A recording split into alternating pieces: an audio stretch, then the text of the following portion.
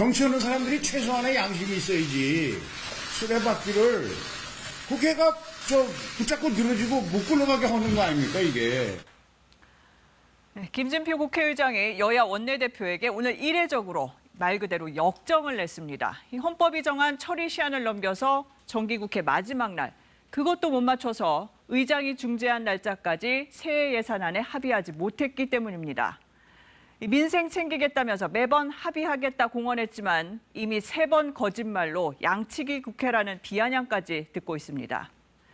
이 국회 선진화법 이후에 가장 긴 지각 처리는 8일이었는데 내년 예산안은 오늘로 14일째 처리 안 되고 있습니다. 헌정사상 처음으로 새밑을 넘겨 새해 첫날 처리했던 2013년 사태가 되풀이될 수도 있습니다. 왜 이렇게 한치 양보 없이 평행선을 이어가는지 먼저 국민의힘 분위기부터 보죠. 이 예산안 처리는 집권 여당과 정부가 주도하기 마련입니다. 하지만 올해 협치는 찾아보기 힘들고 대통령실 분위기는 강경하기만 합니다. 책임 여당은 사라지고 이른바 윤심만 바라본다는 지적까지 나옵니다. 노태영 기자입니다. 정기국회 내 예산안 처리가 무산된 직후 최대 쟁점인 법인세 인하 문제에 대해 국민의힘 주호영 원내대표는 이렇게 말했습니다. 시행을 3년으로 늦추고 그다음에 25에서 22로 낮추는 것을 23이나 24로도 해보려고 하는데도 그것도 요지부동입니다. 당초 3%포인트에서 1 내지 2%포인트 인하 정도로 양보할 의사가 있다는 취지였습니다. 하지만 이틀 뒤 윤석열 대통령의 발언이 소개됐습니다. 법인세법 인하는 대기업만의 감세가 아닌 모든 기업의 투자와 일자리를 늘려 민간 중심의 경제 활력을 제고하기 위한 것입니다. 이런 대통령실의 강경한 기류가 협상에 영향을 미쳤다는 분석이 나옵니다.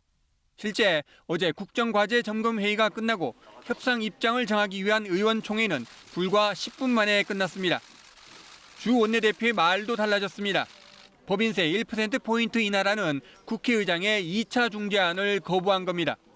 법인세 1% 낮춘다는 게 사실은 은발의 오줌 누기 아니겠습니까? 대통령실은 오늘도 높은 법인세로 글로벌 경쟁이 불가하다, 세계적 불경기에 비상 대응이 필요하다며 협상을 압박했습니다. 이러다 보니 국민의힘 내부에는 협상론보다 강경론이 훨씬 많습니다. 합의 처리가 안 돼도 손해볼 일 없다는 속내도 읽힙니다.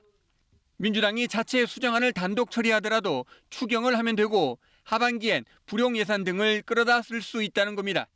오히려 야당의 국정 발목 잡기 프레임을 부각해 정치적으로 이득이란 계산도 있습니다. 대통령실과 여당은 야당의 협조를 계속 주문하고 있는데 윤 대통령과 야당 지도부와의 만남은 새 정부 출범 이후 한 번도 없었습니다.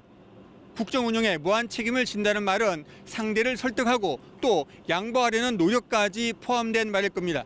KBS 뉴스 노태영입니다.